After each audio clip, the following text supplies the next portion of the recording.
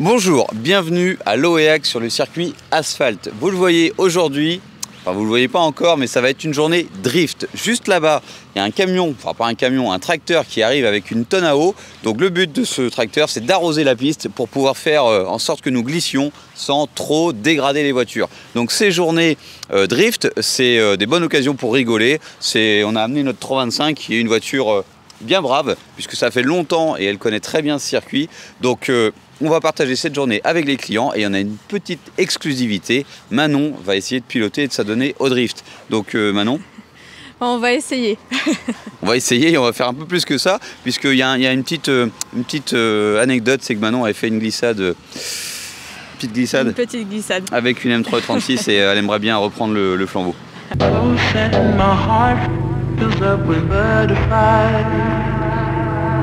Journée drift terminée sur le circuit de Loéac. On va recommencer là.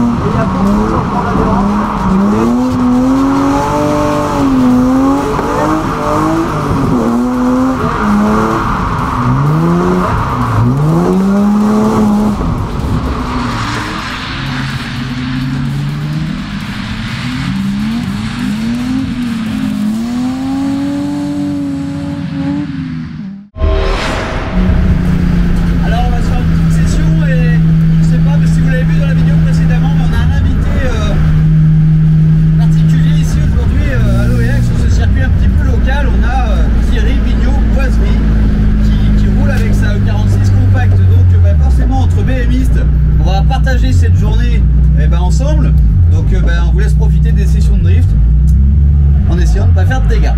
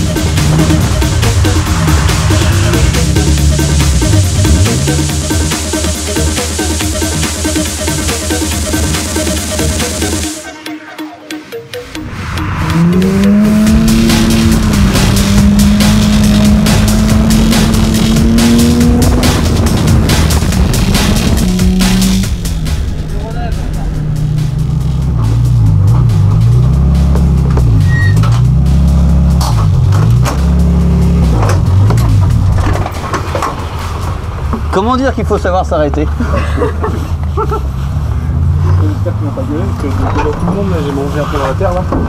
J'aime bien sa technique. En course, ça gagne. Tant que personne t'a vu. J'ai dit un petit inter, je laisse passer, je laisse pas passer.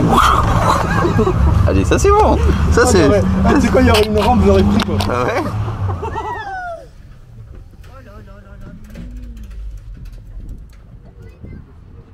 Aïe.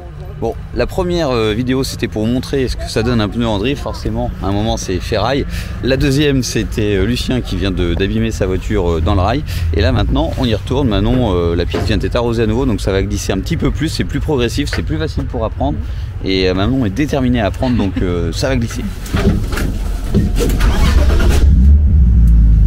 Allez, c'est parti, c'est la session de Manon, première initiation. Manon n'a jamais fait de drift, sauf quand elle n'a pas fait exprès. Donc, c'est parti. On va faire du guiding, comme elle vient de le dire. Mais je ne suis pas sûr d'être un très bon pilote instructeur. C'est parti.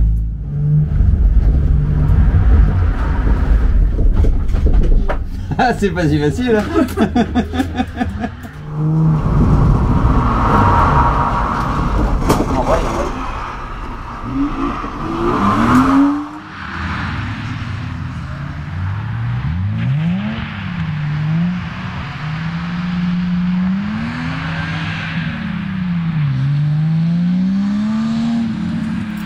Bon, ça y est, Manon enlève son casque en tant que passagère, mais on a eu quand même beaucoup d'émotions. Bon, ça a l'air compliqué la chevelure. Bon, on s'est vraiment bien marré. Il faut savoir que voilà, aujourd'hui on est vraiment dans une ambiance de détente. On utilise notre outil qui est la 325i pour se marrer ici à l'Oyac. Donc pas de réglage, rien du tout. On est juste là pour faire du pilotage et avec notre niveau d'amateur. Donc on sait, il y a quelques clients. Il y a aussi Lucien Boiserie qui est juste là. Et ça donne scène à quand même des choses un petit peu musclées, un petit peu relevées et avec beaucoup de courage. Donc Manon rigole, mais franchement c'est drôle. Voilà, donc on va faire un petit tour voilà, on est près de chez nous, on est à l'Oyac avec une des plus vieilles voitures qu'on a encore au garage, bien brave comme je disais ce matin. Donc voilà, c'est différent de d'autres ambiances qu'on a pu aborder dans les track days avec la 911, la 991, etc. ou même les M3. Puisque là, il y a un peu moins de risques, hein, tout est en plastique, c'est une vraie prépa, mais c'est une prépa un petit peu moins chère que le reste. Donc ça nous permet de se détendre et de prendre un peu plus de risques. Allez, maintenant on va faire le tour du parking, puisqu'il y a aussi quelques clients.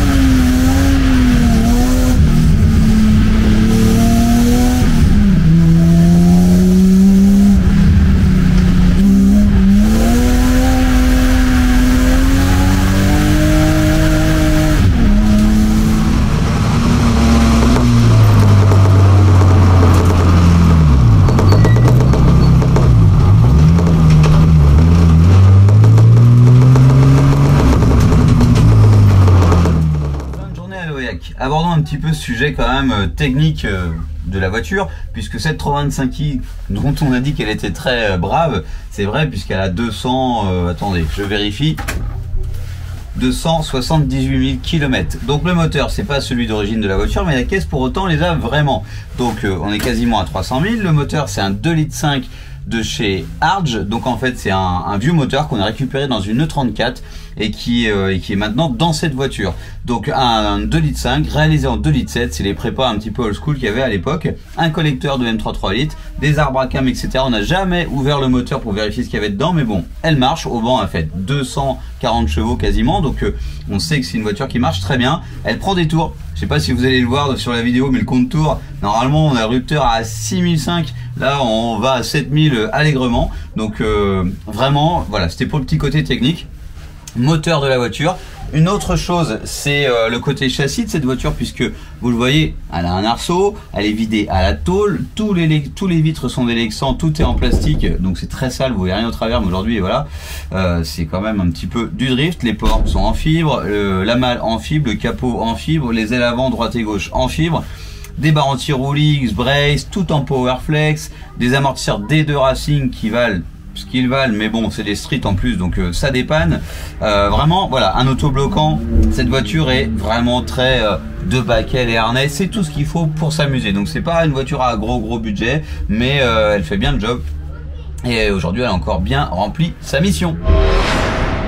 Journée drift terminée. Donc maintenant, c'est un tout petit peu gentiment, très gentiment même, à donner au drift.